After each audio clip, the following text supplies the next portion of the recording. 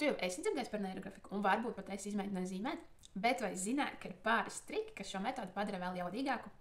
Šodien es tev atklāšu neirografikas noslēpumus, kas palīdzēs tev izveidot vēl dziļāku, spēcīgāku zīmējumu. Un, protams, sajust īstu transformāciju. Noskaties līdz beigām, jo trešais punkts būs visefektīvākais. Noslēpums numur 1. Līniju patiesā nozīme un to plūstamība. Neirografikas pamatā ir līnijas, bet ne jebkādas. Bet gan īpašas līnijas plūstošas. Tu jau zini, ka mūsu smadzenes ir pieradušas domāt taisnos, ierastos ceļos, bet tieši neirografiskā līnija ļauj mums iziet ārpus šī rāva. Kas tad īsti ir neirografiskā līnija? Neirolīnija ir līnija, kas neatkārtojas nevienā tās punktā un iet tur, kur vismazāk mēs to vēlamies redzēt. Un ko tas nozīmē, ka neatkārtojas nevienā tās punktā? Ja mēs šo līniju sadalām vairākos nogriežņos, mēs redzam, ka šī līnija katrā no šiem nogriežņiem ir ar savu raksturu, savu plūstamību un nekur nekas principā arī neatkārtojas. Ja cilvēkam iedot rokā marķieri vai pildspalvu pilnīgi jebkuru rakstāmo, tad visdrīzāk pēc kāda brīža tiktu uzzīmētas cilpas vai kaut kādi loki. Un savā ziņā tas nozīmē, ka šim cilvēkam ir kāds ciklisks režīms. Cilpas un loki atspoguļo šī cilvēka domāšanas veidu, respektīvi viņš ir kā iesprūdis kaut kur un pastāvīgi atgriež tajā situācijā. Lai tie ir loki vai tie ir tādi tā kā sinusoīda, viļņaina līnija, mums ir nepieciešama uzmanība, kas liek mums iziet no šī te rāmja, no šī te stereotipa.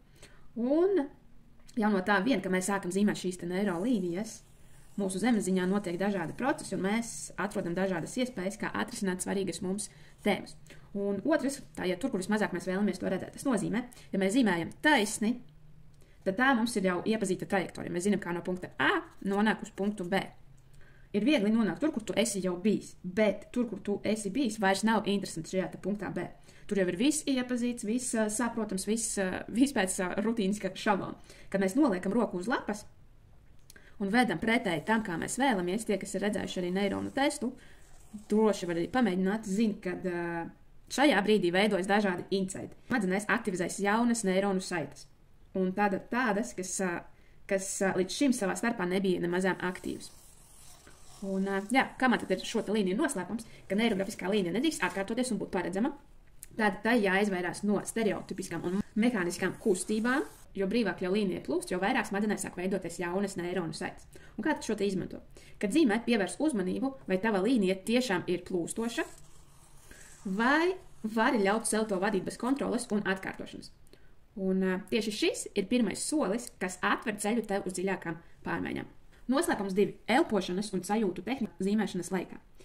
Tu vari padarīt neirografiku vēl spēcīgāku, ja zīmēšanas laikā apzināti pievērsies arī elpošanai un sajūtām, ko šis te zīmējums tev rada. Un kā to darīt?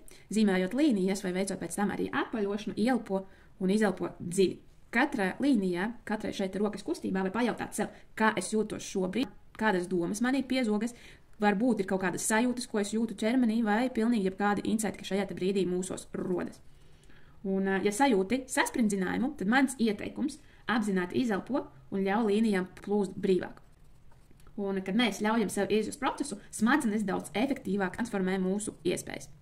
Un trešais noslēpums pārzīmēšana, jeb otrais slānis. Daudzi domā, ka neirografika zīmējums ir pabeigts, kad visas līnijas ir savienotas, bet meistari un lietpratēji zina, ka vispēcīgākais brīdis ir otrais slānis, jeb stilizācija.